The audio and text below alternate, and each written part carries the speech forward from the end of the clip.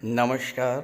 मैं वीके शास्त्री आप सभी दर्शकों का अपने चैनल के माध्यम से बहुत बहुत स्वागत करता हूं।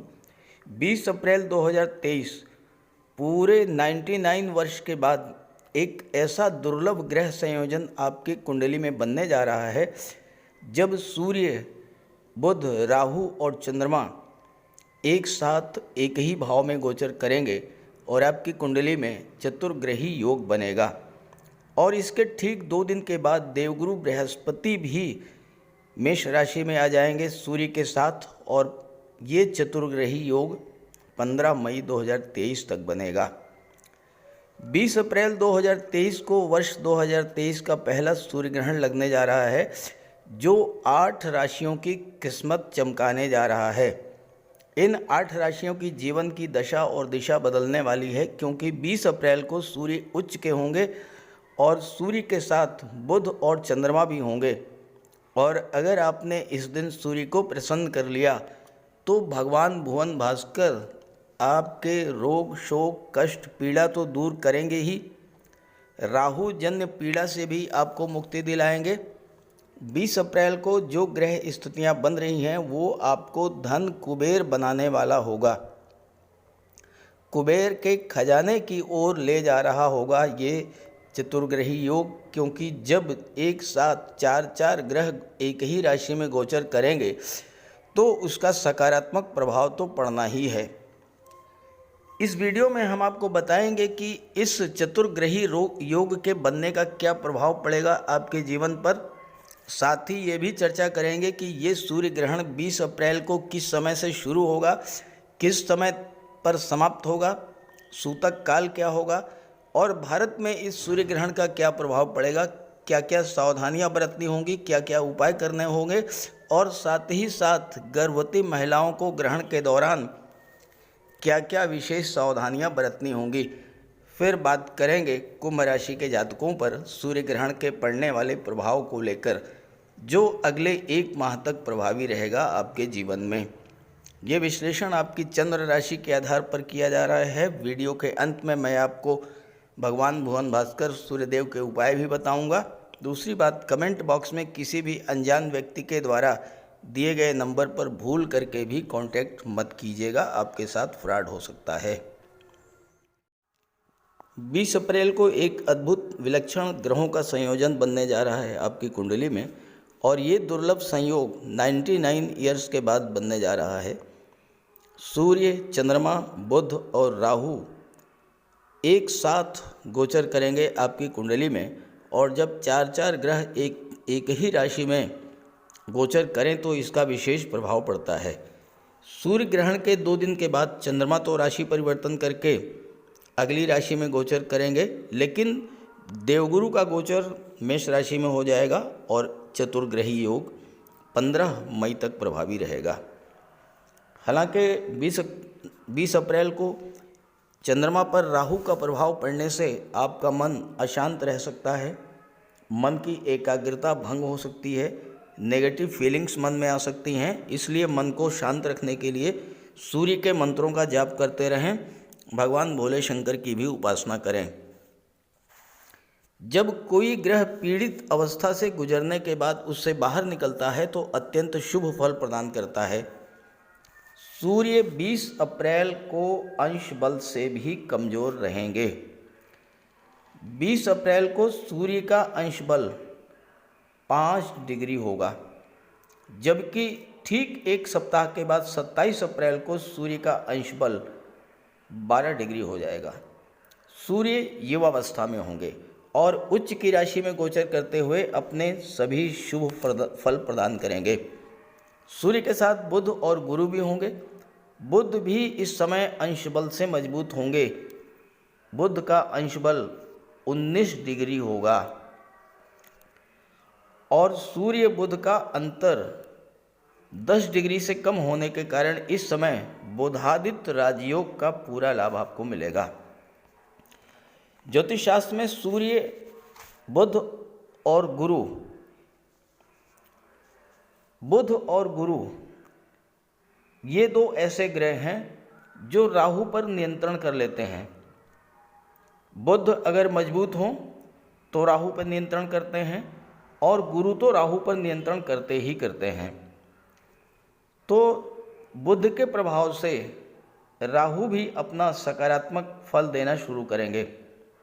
साथ ही साथ सूर्य बुध का बुधादित्य राजयोग छात्रों के लिए विशेष सफलता देने वाला होगा। और बुध राहु की युति व्यापार के क्षेत्र में, खास करके आईटी सेक्टर, कंप्यूटर कम्युनिकेशन के क्षेत्र से जुड़े हुए या जो लोग ऑनलाइन प्लेटफॉर्म से जुड़े हुए हैं, विदेशों से व्यापार करते हैं, उनके लिए बहुत ही लाभ देने वाला होगा। देवगुरु ज्ञान, धन और संतान के कारक होते हैं। सूर्य और गुरु की युति संतान प्रदायक तो होगी ही, समाज में मान सम्मान भी बढ़ाएगी और शासन प्रशासन में उच्च पद दिलाने वाली होगी। जहाँ तक धन की बात है, शुक्र का गोचर सूर्य से दूसरे भाव में है और दूसरा भाव आपके सपोर्ट का, आपके सस्टेनेंस का होता है। तो सूर्य को यानी आत्मा को यानी आपको शुक्र से बल मिलेगा, अर्थात धन, वैभव, ऐश्वर्य और सुखों की प्राप्ति होगी। अब बात करते हैं सूर्य ग्रहण 2023 के समय, प्रभाव, सावधानियां और उपायों के बारे में। सूर्य ग्रहण का हमारे जीवन में बहुत बड़ा महत्व है, क्योंकि सूर्य ग्रहों के राजा हैं। सूर्य के कारण ही इस धरती पर जीवन है। ज्योतिषी दृष्टिकोण से देखें तो सूर्य आत्मा, जीवन, मान सम्मान और पिता के कारक होते हैं। सूर्य जब कुंडली में उच्च के होते हैं और बलवान होते हैं तो हमारे जीवन को भी राजा के समान बना देते हैं। इसके अलावा वैज्ञानिक दृष्टिकोण से भी सूर्य ग्रहण के समय पूरे ब्रह्मांड में कई अद्भुत और विलक्षण घटनाएं घटित होती हैं। वर्ष 2023 का पहला सूर्य ग्रहण 20 अप्रैल को प्रातः 7:04 से शुरू होगा। प्रातः 7:04 से शुरू होगा और दोपहर 12:29 पर समाप्त होगा। ये सूर्य ग्रहण हाइब्रिड सूर्य ग्रहण होगा, जो आंशिक, पूर्ण और कुंडलाकार सूर्य ग्रहण का मिश्रण है। ये सूर्य ग्रहण चीन, America, Malaysia, Fiji, Cambodia, Japan, Singapore, Thailand, Australia, New Zealand, Vietnam, दक्षिणी हिंद महासागर और दक्षिणी प्रशांत महासागर और ताइवान में दिखाई पड़ेगा।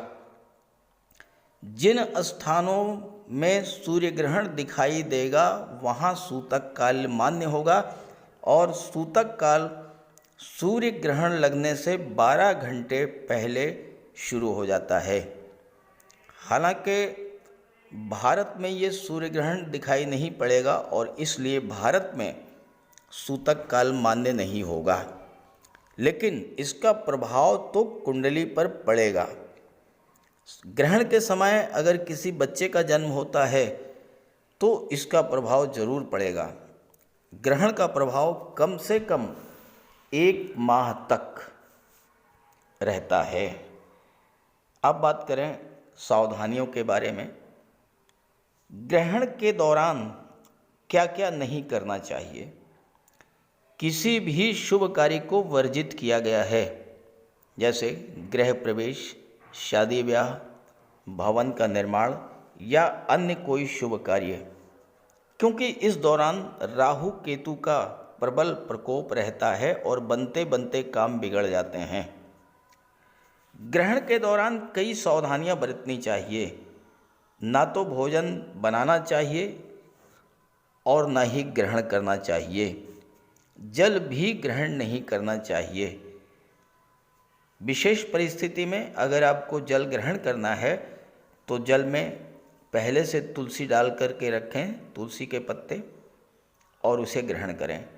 ग्रहण से पूर्व भोजन बना लिया हो तो उसमें भी तुलसी के पत्ते डालकर रख दें और ग्रहण समाप्त होने के पश्चात ही स्नान करके, दान करके तब भोजन ग्रहण करें। ये सूर्य ग्रहण मेष राशि में लग रहा है और मेष राशि में सूर्य उच्च के होते हैं।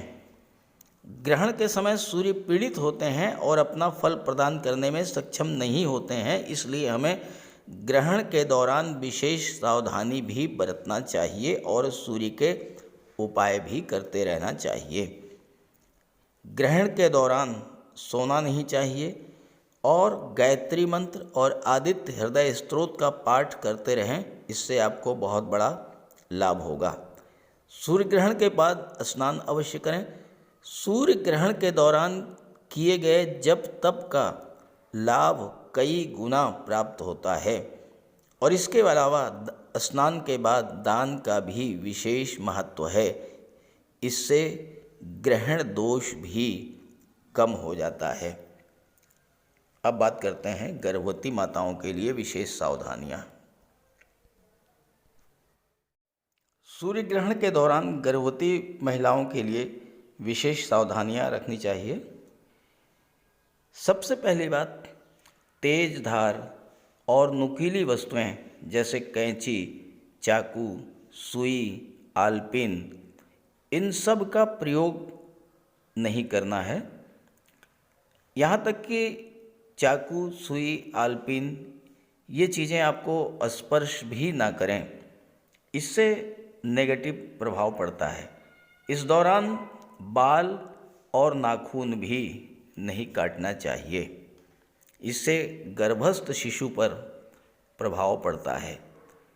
भोजन करने से बचना चाहिए और अगर भोजन करना ही हो तो उस भोजन को ग्रहण करें जिसमें पहले से तुलसी का पत्ता डाल करके रखा हुआ है। ग्रहण के दौरान ना तो सोना है और ना ही बाहर निकलना है। ग्रहण के दौरान ग्रहण को देखने से बचें। अगर विशेष परिस्थिति में घर से बाहर निकलना ही पड़े तो तुलसी का पत्ता अपने पास रखें और तब बाहर निकलें। घर में अगर मंदिर हो तो उसके कपाट बंद करें। ग्रहण के दौरान ना तो भोजन पकाएं और ना ही भोजन ग्रहण करें। इसके अलावा भगवान भुवन भास्कर के मंत्रों का जाप करते रहें। ओम गायत्री मंत्र और आदित्य हृदय स्तोत्र का पाठ करें, इससे आपको विशेष लाभ प्राप्त होगा। और इसके बाद ग्रहण समाप्त होने के बाद स्नान करें और स्नान करके दान अवश्य करें। गुड़, गेहूँ, लाल चंदन या इस तरह की चीज़ें जो कि सूर्य ग्रहण के दौरान दान की जाती हैं, उनका दान अवश्य करें। अब बात करें विभिन्न राशियों पर सूर्य ग्रहण के प्रभाव के बारे में। तो यह है कुंभ राशि के जातकों की कुंडली। आपके लग्न के स्वामी हैं शनिदेव और शनिदेव का गोचर लग्न भाव में ही है और यहाँ शनिदेव शश राजयोग बना रहे हैं। देखिए, कुंभ राशि के जातकों के जीवन में भले ही शनि के 7.5 का दूसरा चरण गतिमान हो, लेकिन 7.5 के दौरान भी शनिदेव कुछ ऐसे ग्रह योग बनाते हैं, कुछ ऐसा ग्रह संयोजन बनता है कि जब आपको आपने किए गए प्रयासों का फल मिलता है। देखिए, 20 अप्रैल को सूर्य, बुध, राहु और चंद्रमा ये 4 ग्रह पराक्रम भाव में गोचर करेंगे और शनि की तीसरी दृष्टि पड़ेगी इन पर। अब तीसरा भाव क्या होता है? तीसरा भाव होता है पराक्रम पुरुषार्थ का। तीसरा भाव टूर एंड ट्रेवल का होता है। तीसरा भाव ऑनलाइन एक्टिविटीज़ का होता है। शनि है परिश्रम के कारक। जब शनि की दृष्टि पड़ेगी तो आपके पराक्रम पुरुषार्थ में तो वृद्धि होगी ही, आपकी परिश्रम क्षमता भी बढ़ेगी। और चूंकि भाग्य भाव पर 1, 2 नहीं 4 ग्रहों की दृष्टि पड़ेगी तो भाग्य का भी इस समय पूरा सपोर्ट आपको मिलेगा। सूर्य बल, तेज, ऊर्जा और प्रकाश के कारक हैं। बुध बुद्धि और ज्ञान के कारक हैं। तो सूर्य और बुध पराक्रम भाव में गोचर करते हुए आपके पराक्रम पुरुषार्थ में तो वृद्धि करेंगे ही, बुध आपके ज्ञान में, आपके इंटेलिजेंस में, आपकी बोलने की क्षमता, कम्युनिकेशन पावर को भी बढ़ाएंगे। अब यहाँ पर जो छात्र प्रतियोगी परीक्षाओं की तैयारी कर रहे हैं उनके लिए सूर्य बुध का ये गोचर बहुत ही शुभ फल देने वाला है, क्योंकि बुध यहाँ पर पंचम भाव के स्वामी हैं और अष्टम के भी स्वामी हैं। देखिए 20 अप्रैल के बाद जब सूर्य ग्रहण समाप्त होगा, सूर्य अपनी पीड़ित अवस्था से बाहर आएंगे, तो जैसा मैंने शुरू में बताया, एक सप्ताह के बाद यानी 27 अप्रैल को सूर्य का अंश बल होगा 12 डिग्री और बुध का होगा 19 डिग्री। और जब कोई भी ग्रह 12 से 18 डिग्री के बीच में होता है तो वह युवावस्था में होता है, अपना पूरा फल देने में सक्षम होता है। तो जो जातक प्रतियोगी परीक्षाओं की तैयारी कर रहे हैं, लगातार कई बार असफल होते आ रहे हैं, कभी रिटेन क्वालिफाई किया तो इंटरव्यू में रह गए, कभी रिटेन ही क्वालिफाई नहीं कर पाए, ऐसे सभी जातकों के पराक्रम पुरुषार्थ में वृद्धि होने के कारण, भाग्य का साथ मिलने के कारण प्रतियोगी परीक्षाओं में सफलता मिलेगी। बुधादित्य राजयोग जो है ये सरकारी नौकरी का प्रबल कारक होता है, और चूँकि शनि जो कि आपके राशि के स्वामी हैं वो 12वें भाव के स्वामी भी हैं और 12वां भाव विदेश का होता है, तो आपको किसी विदेशी कंपनी में, किसी मल्टीनेशनल कंपनी में जॉब भी मिल सकता है। आईटी सेक्टर, कंप्यूटर, कम्युनिकेशन या मैनेजमेंट के क्षेत्र में। कुंडली का जो तीसरा भाव है वो मैंने जैसा बताया आपको कि ऑनलाइन एक्टिविटीज़ और ऑनलाइन प्लेटफॉर्म का है, यहाँ बुध भी हैं। अब अगर आप ऑनलाइन प्लेटफॉर्म से जुड़ करके कोई व्यापार व्यवसाय करते हैं, और बुध चूँकि अष्टम के भी स्वामी हैं, शनि के मित्र हैं, शनि विदेश भाव के स्वामी हैं, तो अष्टम की चीज़ों से आपको जो है लाभ हो सकता है, जैसे कि रियल एस्टेट का है, प्रॉपर्टी डीलिंग का कार्य है, कंस्ट्रक्शन का कार्य है। अष्टम भाव ऑडिट का होता है, टैक्सेशन का होता है, डाटा प्रोसेसिंग का होता है, डाटा एनालिसिस का होता है, मार्केटिंग का होता है, इंश्योरेंस का होता है। और बुध इन सब चीज़ों के कारक होकर के सूर्य के साथ राजयोग बना रहे हैं, तो इन सब क्षेत्रों में आपको विशेष सफलता मिलेगी। शनि जो हैं वो तीसरे भाव में अति विशिष्ट कारक होते हैं और शनि की दृष्टि सूर्य पर पड़ रही है। सूर्य पर शनि की दृष्टि राजयोग कारक भी होती है, तो आप शनि की परिश्रम क्षमता, सूर्य के तेज प्रताप बल और बुध की बुद्धि के बल पर सफलता की सीढ़ियां चढ़ते हुए चले जाएंगे। बात करें अगर धन की, तो जैसा मैंने बताया कि ये योग आपको धन कुबेर बनाने की दृष्टि से सफलता की ओर ले जाएगा। तो उसकी वजह है शुक्र हैं यहाँ पर चतुर्थ भाव में गोचर कर रहे हैं अपनी ही राशि में, और मालव्य राजयोग बना रहे हैं। अब मालव्य राजयोग जो होता है ये धन प्रदाता राजयोग होता है, विवाह और संतान का योग होता है, जीवन में सुख समृद्धि संपन्नता लाने वाला होता है। शुक्र कंफर्ट और लग्जरी के कारक होते हैं, चतुर्थ भाव में गोचर कर रहे हैं जो भौतिक सुखों का भाव है, तो ऐसे में आपको भौतिक सुख सुविधाओं की भी प्राप्ति होगी। जहाँ तक देवगुरु बृहस्पति की बात है, देवगुरु बृहस्पति द्वितीय भाव के स्वामी हैं और 22 अप्रैल को देवगुरु भी पराक्रम भाव में आएंगे। देवगुरु पराक्रम भाव में जब आएंगे तो भाग्य भाव पर दृष्टि डालेंगे, और गुरु पंचम के और नवम के इन दोनों भाव के कारक होते हैं, तो आपको भाग्य के सपोर्ट से धन की प्राप्ति होगी, धन का संचय होगा, संतान की प्राप्ति होगी, संतान के जीवन में उन्नति होगी, संतान को कोई नौकरी मिल सकती है, जॉब मिल सकती है, कोई व्यापार व्यवसाय आप शुरू कर सकते हैं, क्योंकि देवगुरु धन भाव के स्वामी होकर धन भाव का विस्तार करेंगे, यानी परिवार का विस्तार करेंगे, तो संतान की प्राप्ति होगी या फिर किसी संत का विवाह हो सकता है। तो इस तरह से कुल मिलाकर के सूर्य ग्रहण के बाद का 1 महीना आपके लिए विशेष लाभ का है।